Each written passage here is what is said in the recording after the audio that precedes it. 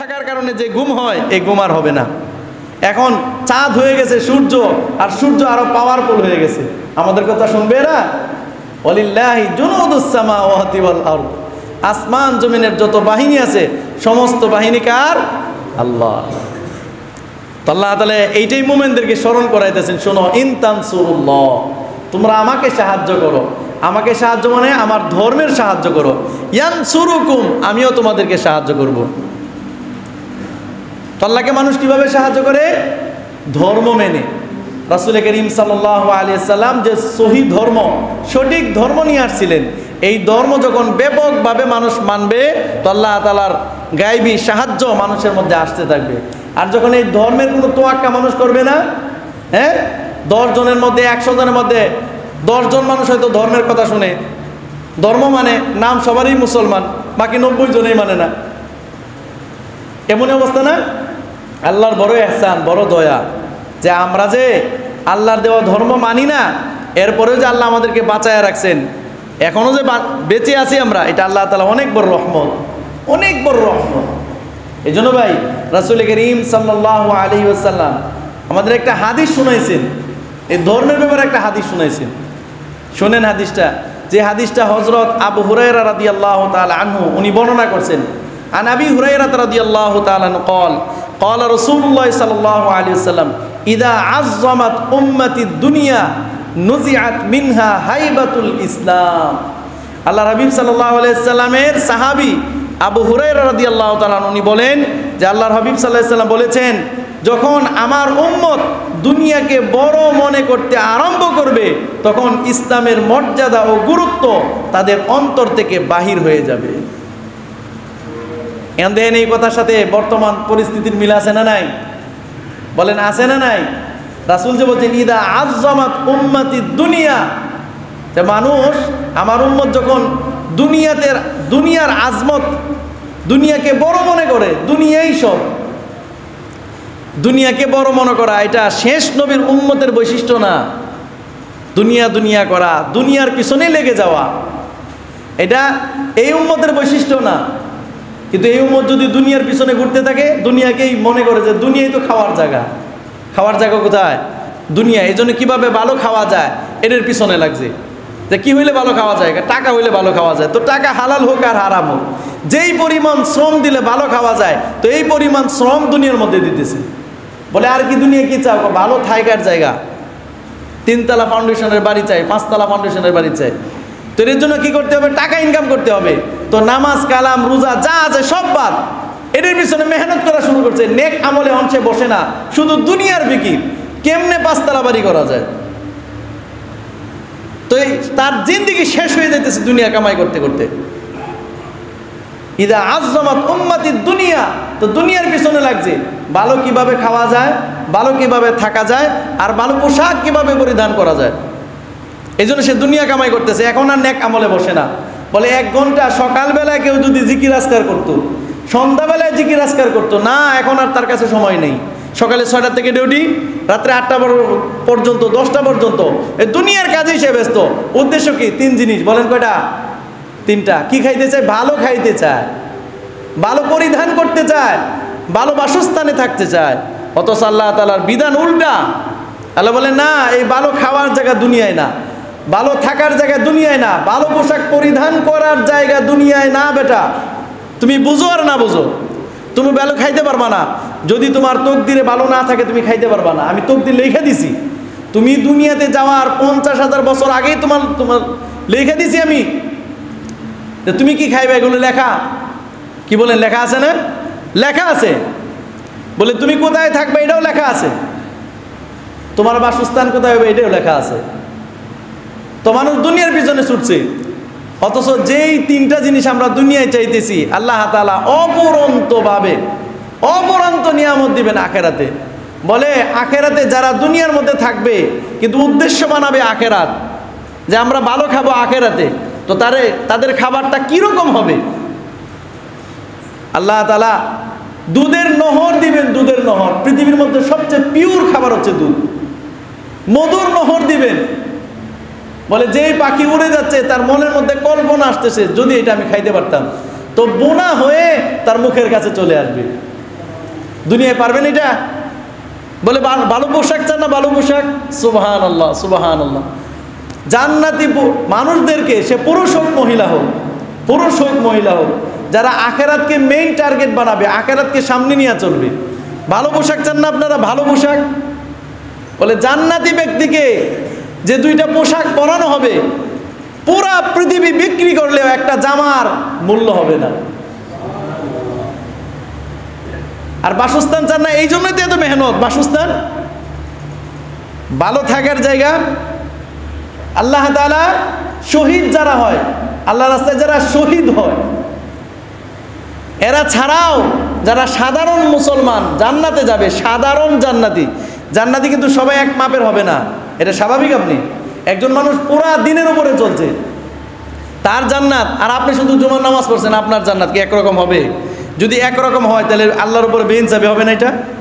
একজন মানুষ তাহাজ্জুদ পড়ছে, এশরাকে নামাজ পড়ছে, চারটের নামাজ পড়ছে, কোরআনে কারিমের তেলাওয়াত করছে, সকালবেলা 1 ঘন্টা জিকির আজকার করছে, আবার রাত্রে সূরা মুলুক, তাবারাকাল্লাযী সব পড়ছে, সব কিছু দিনের উপরে 100 চলছে, তার জন্য যেই জান্নাত, শুধু কাতরি জুমার নামাজ পড়ছে, তার জন্য একই জান্নাত। এটা কি ইনসাফ হইল? তাহলে সকল জান্নাতি এক সমান হবে? হবে না, এটা বেইনসাফি হবে।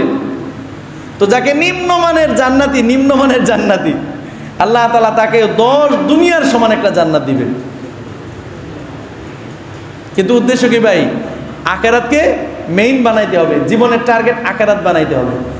তো রাসূল করিম সাল্লাল্লাহু আলাইহি সাল্লাম বলেন, ইদা আযযামাত উম্মতিয়া দুনিয়া, যখন আমার উম্মত দুনিয়াকে বড় মনে করবে, আর মনে করবে এটাই থাইকার জায়গা, এখানেই খাওয়ার জায়গা, এখানেই বাসস্থানের জায়গা, এই দুনিয়ার আজমত যখন তার অন্তরে ঢুকবে, দুনিয়াকে মেইন টার্গেট বানাবে, নুজিআত মিনহা হাইবাতুল ইসলাম, তো ইসলামের যে মর্যাদা ছিল, ইসলামের যে গুরুত্ব ছিল, এটা তার অন্তর থেকে বের হয়ে যাবে।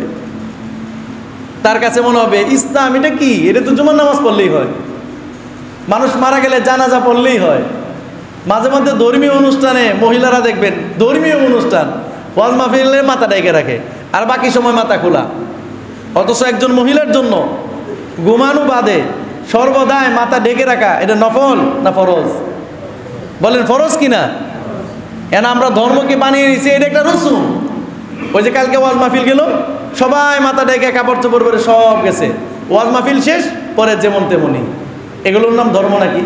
এই ধর্ম নিয়ে রাসূল সাল্লাল্লাহু আলাইহি ওয়াসাল্লাম দুনিয়াতে আসছিলেন না? ধর্ম ছিলেন সবার জন্য, ব্যাপক ধর্ম। পুরুষের উপরে যেরকম ধর্মের গুরুত্ব আছে, ধর্মের বিধিবিধান আছে, এই মহিলার জন্য ধর্মের বিধিবিধান আছে। যে যতটুকু ধর্ম মানবে, এটার ধর্মের প্রতিফল সে আখিরাতে পাবে। এই জন্য রাসূল বলছেন, যখন মানুষ দুনিয়াকে বড় মনে করে, দুনিয়াকে আসল থাকার জায়গা বানায়, খাওয়ার জায়গা বানায়, বাসস্থানের জায়গা বানায়, তো ইসলামের যে একটা গুরুত্ব, ইসলামের যে একটা মর্যাদা, এটা তার অন্তর থেকে বের হয়ে যায়। এরপর রাসূল করিম সাল্লাল্লাহু আলাইহি সাল্লাম আরেকটা কথা বলছেন, ওয়াইদা তারাকাতিল আমরা বিল মা'রুফ ওয়ান নাহী আনিল মুনকার হুলিমাত বারাকাতুল ওয়াহয়ি, যে মানুষ যখন সৎ কাজের আদেশ, অসৎ কাজের নিষেধ এটা ছেড়ে দেয়, তো কোরআনের বরকত থেকে মাহরুম হয়, বঞ্চিত হয়। সৎ কাজের আদেশ কি বলে? সৎ কাজের আদেশ হচ্ছে কালিমায়ে তাওহীদের দাওয়াত দেওয়া, কালিমায়ে তাওহীদের দাওয়াত দেওয়া, যে আল্লাহর থেকে হয়, মাখলুক থেকে হয় না। শিরিক মুক্ত ঈমান বানানো। বলেন কি মুক্ত ঈমান? শিরিক মুক্ত ঈমান। আমরা দুনিয়ার অবস্থা দেখি, দেখে দেখে এটা শিরিক যুক্ত ঈমান হয়ে গেছে, শিরিক যুক্ত ঈমান হয়ে গেছে, সব জায়গায় শিরিকি। ওই দিনে পড়তেছিলাম, আজকেও কিতাবের মধ্যে পড়তেছিলাম, 3 ব্যক্তির উপরে লানত। বলেন কয় ব্যক্তির উপরে? কত বড় কথা! 3 ব্যক্তির উপরে লানত। এক ব্যক্তি হচ্ছে ওই ইমাম যার উপরে যুক্তিসঙ্গত কারণে মুসল্লিরা নারাজ, এরপরে সে ইমামতি করে। এখানে ইমাম দ্বারা 2 ইমাম উদ্দেশ্য। প্রথম ইমাম উদ্দেশ্য হচ্ছে রাষ্ট্রের রাষ্ট্রনায়ক, রাষ্ট্রের রাষ্ট্রনায়ক। দ্বিতীয় উদ্দেশ্য হচ্ছে মসজিদের ইমাম। কারণ ইমামতি বলতে আমরা শুধু মসজিদের ইমাম বুঝি এটা না, বরং যিনি রাষ্ট্রের প্রধান হন ওনাকেও ইমাম বলা হয়। আমরা যে বলি যে ইমাম মানে নেতা, এটা কোন নেতা? মসজিদের ইমাম সব নেতা না, এটা হচ্ছে রাষ্ট্রের নেতা। বলেন কোন নেতা? রাষ্ট্রের নেতা। যিনি প্রধানমন্ত্রী হবেন তার দায়িত্ব হচ্ছে জাতীয় মসজিদে নামাজ পড়ানো, এবং জানাজার নামাজ পড়ানো, বিচার কার্য পরিচালনা করা। এই ইমাম বলতে, শরীয়তি ইমাম বলতে মসজিদের খতিব সাহেবের ইমাম বোঝায় নাই, এখানে ইমাম বলতে রাষ্ট্রীয় নেতাকে বোঝানো হয়েছে। তো রাষ্ট্রের প্রজা এরা যদি অসন্তুষ্ট থাকে যুক্তিসঙ্গত কারণে, তার জুলুমের কারণে, বেইনসাফির কারণে, এরপরেও সে ক্ষমতা বলে ক্ষমতায় থাকে, বুঝছেন নেই? ক্ষমতা বলে ক্ষমতা থাকে। আল্লাহ বলেন এর উপরে লানত বর্ষণ করো, লানত আমার তার উপর। এর বলছেন ওই মহিলা যার উপর তার স্বামী নারাজ, কিন্তু উনি সুফি সাহেব, লাভ হবে না। যার উপরে তার স্বামী নারাজ থাকে ওই মহিলার উপরে আল্লাহ লানত বর্ষিত হয়। নাউজুবিল্লাহ বলেন। এই সংখ্যা কম না বেশি? বেশি। আমাদের মা বোন এটা বুঝতেই চায় না যে স্বামী সন্তুষ্ট হইলে আল্লাহ তাআলা যে সন্তুষ্ট হবে এটা বুঝতে চায় না। এরা মনে করে স্বামী কিছুই না, এটা স্বামী অনেক কিছু। স্বামী যদি অসন্তুষ্ট হয় আল্লাহ লানত ওই মহিলার উপরে পড়বে। কার উপরে পড়বে? ওই মহিলার উপরে।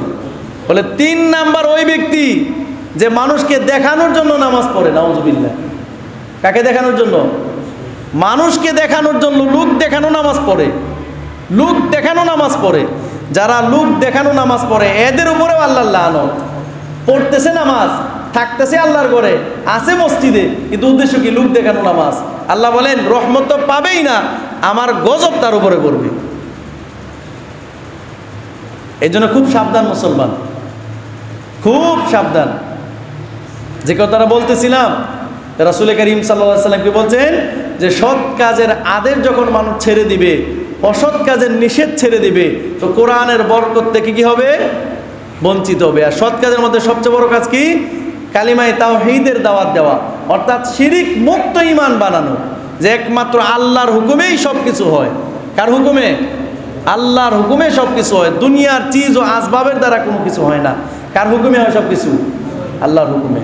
আর মানুষকে অসৎ কাজ থেকে ফিরানো, বাধা দেওয়া, যদি ক্ষমতা থাকে বাধা দেওয়া, যদি ক্ষমতা না থাকে বুঝানো যে তুমি যেটা করতেছো এটা আল্লাহর নাফরমানি, এটা আল্লাহর নাফরমানি। তো মানুষ যখন সৎ কাজের আদেশ ছেড়ে দিবে, কালিমায়ে তাওহীদের দাওয়াত দিবে না, মানুষকে ধর্মের কথা বলবে না, দ্বীনের কথা বলবে না, অসৎ কাজে বাধা দিবে না, কোরআন থাকবে পড়বে, কিন্তু কোরআনের বরকত উম্মতে হাসিল করতে পারবে না। এরপর রাসূল করিম সাল্লাল্লাহু আলাইহি ওয়াসাল্লাম আরেকটা সতর্কবাণী করেছেন, ওয়া ইযা তাসাব্বাত উম্মতি সাকাতাত মিন আইনিল্লাহ। বলে মানুষ, আমার উম্মত যখন পরস্পরে গালিগালাজ করবে, এক মুসলমান যখন আরেক মুসলমানকে গালিগালাজ করে সাকাতাত মিন আইনিল্লাহ, তো উম্মত কি হবে? আমার উম্মতের অবস্থা হবে তারা আল্লাহর দৃষ্টি থেকে সরে যাবে, অর্থাৎ আল্লাহর রহমত তাদের মধ্যে থাকবে না, আল্লাহর রহমত তাদের মধ্যে থাকবে না। তো এই অভ্যাস আমাদের মধ্যে আছে না নাই ভাই? আছে। এই যে তিনোটা কথা বলবো, তিনোটাই উম্মতের মধ্যে আছে। দুনিয়াকে আমরা বড় মনে করি, এই জন্য ধর্মের কোনো তোয়াক্কা করি না, আজমত নাই। আমি 6টার সময় ঠিকই, মানে আমরা যারা চাকরিজীবী আছে 6টা বাজে ঠিকই আমি কি ধরি, আমার চাকরিস্থলে চলে যায়, ফজরের নামাজ হোক বা না হোক। তাহলে আপনার ভিতরে আপনি চিন্তা করেন আজমতটা কিসের, চাকরির না ধর্মের? ফজরের নামাজ যদি 6টায় পড়া হয়, আপনি ফজরের নামাজ পড়েন না, মসজিদে আসেন না, কিন্তু এই চাকরিটাই যখন আপনি মাদবদি করেন, তখন ঠিকই আপনি 5টা বাজে উঠে খাবার রেডি করে ঠিকই আপনাকে চাকরি ধরেন। তো আপনার ভিতরে গুরুত্ব কি ধর্মের গুরুত্ব না চাকরির গুরুত্ব? তো এই যে চাকরির গুরুত্ব যদি আপনি দেন, ধর্মের গুরুত্ব যদি না থাকে, তো ইসলামের মর্যাদা আপনার মধ্যে থাকবে না। এরপরে আপনি যে সৎ কাজের আদেশ আমরা করি না, কাউকে বলি না, এই যে বেনামাজের সংখ্যা আস্তে আস্তে বাড়তেছে, বেদিনের সংখ্যা আস্তে আস্তে বাড়তেছে, সবার ঘরে আস্তে আস্তে ধর্ম বিলীন হইতেছে, বেদিন ঘরে ঢুকতেছে। আমরা কয়জন দাওয়াত দিছি যে তুমি যেটা করতেছো এটা তো ধর্মে নাই, তুমি যেটা করো এটা ধর্মে নাই, তুমি তো মুসলমান, তোমার রব তো আল্লাহ, আর আল্লাহ তো তোমাকে এই আদেশ করে না। এই কথা কেউ বলি না। আমাদের সন্তানরাই বেনামাজি, নামাজের কথা বলি না। আমার স্ত্রী বেনামাজি, পর্দা করে না, তাকে কিচ্ছু বলি না, অথচ রবের এগুলো আদেশ না বলেন? তো এগুলো যদি আমরা না বলি তো কি হবে? যে কোরআনে কারিম থাকবে কিন্তু কোরআনের বরকত পাওয়া যাবে না। এই জন্য ভাই আমরা প্রত্যেকেই নিজেরাও ধর্মের উপরে চলবো, আর এই ধর্মের প্রচার প্রসার করব। যখনই আমরা ধর্মের প্রচার প্রসার করব, ধর্মের কথা মানুষকে বেশি বেশি শোনাইতে থাকবো, তো লাভ কি হবে? বেদিন আস্তে আস্তে দূর হবে, বদ্দিনী দূর হবে, সহি ধর্ম আমাদের মধ্যে আসবে, যেই ধর্মের কথা মৃত্যুর পরে জিজ্ঞাসা করা হবে। আমরা কিন্তু মুখস্থ পারি, এটা সবাই পারি না। তো 3টা প্রশ্ন করা হবে, মার রব্বুক, তোমার রবকে, ওমান দীনুক, তোমার ধর্ম কি। তা তোমার ধর্ম কি? ইসলাম, এটা বললে হবে নাকি? যে ইসলামের উপর অটল অবিচল ছিল, ইসলামের সমস্ত বিধান মেনে চলেছে দুনিয়া, সে না এটা বলতে পারবে, আর তার বলাটা না সহি হবে। এটা যদি আপনি একজন হিন্দু মানুষকে শিখান, সেও তো এটা বলতে পারবে যে আমার রব হচ্ছেন আল্লাহ, আমার ধর্ম হচ্ছে ইসলাম। এই জন্য কি সে মাপ পাবে? বলেন, মাপ পাবে? তো এটা মুখস্থ বললে হবে না, এটার উপর অটল থাকতে হবে। যারা দুনিয়ার জীবনে এ রবের উপর অটল থাকবে, ধর্মের উপরে অটল থাকবে, এরাই আখেরাতে এটা বলতে পারবে, কবরে বলতে পারবে। আর যারা বলতে পারবে, এরাই কবরে আযাব থেকে মুক্তি পাবে। এই জন্য ইনশাল্লাহ আমরাও নিজেরা ইসলাম ধর্মের উপরে চলবো, অন্য মুসলিম ভাইকেও দাওয়াত দিব তো ইনশাল্লাহ। আল্লাহ তাআলা আমাদের প্রত্যেককে কবুল করুক। সুবহানাল্লাহি ওয়া বিহামদিহি, সুবহানাকাল্লাহুম্মা ওয়া বিহামদিকা, আশহাদু আল্লা ইলাহা ইল্লা আনতা, আস্তাগফিরুকা ওয়া আতুবু ইলাইক।